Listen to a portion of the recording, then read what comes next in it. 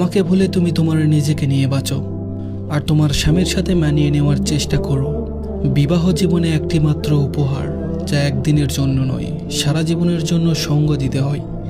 ভালো থেকো আমার ভালোবাসা।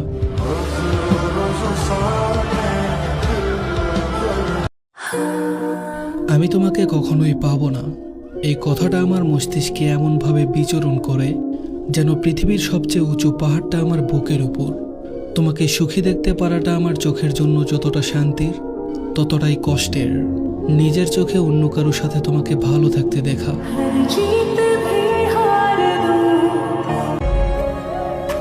17 বছর বয়সে তোমাকে পেয়ে হারানোর কষ্ট আমাকে 70 বছর বয়স পর্যন্ত কাঁদাবে। কিন্তু মনে রেখো, আমাকে হারানোর আফসোস তোমার এখন না হলেও কোনো এক সময় ঠিকই হবে।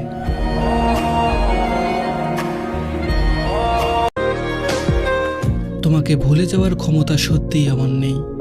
আমার হাজারটা কষ্ট হলেও এই হৃদয় শুধু তোমাকেই খুঁজে বেড়ায়।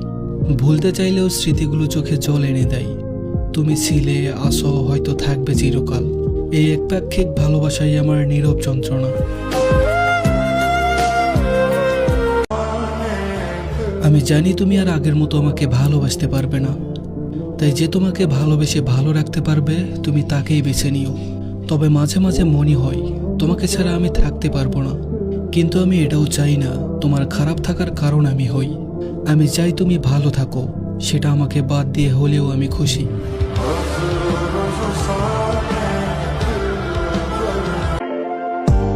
আঠারো থেকে 25 বছর, এই বয়সটা খুব অদ্ভুত একটা সময়।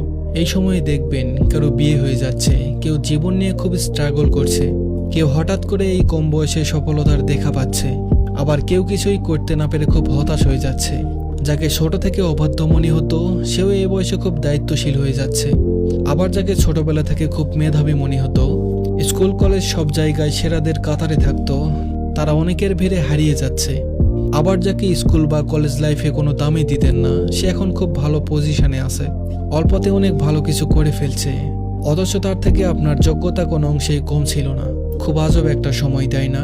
এই 18 থেকে 25 বছর বয়সটা। ধীরে ধীরে তুমিও আমাকে ভুলে যাবে। এত মায়া, এত ভালোবাসা কিছুই থাকবে না সেদিন। আমিও নিজেকে মানিয়ে নিব। তোমার প্রতি আমার অধিকার খাটানো নিষিদ্ধ হয়ে যাবে চিরতরে। তবে তোমাকে ভুলতে পারবো না কখনো। গোপনে, নীরবে, নিভৃতে ভালোবেসে যাব চিরকাল।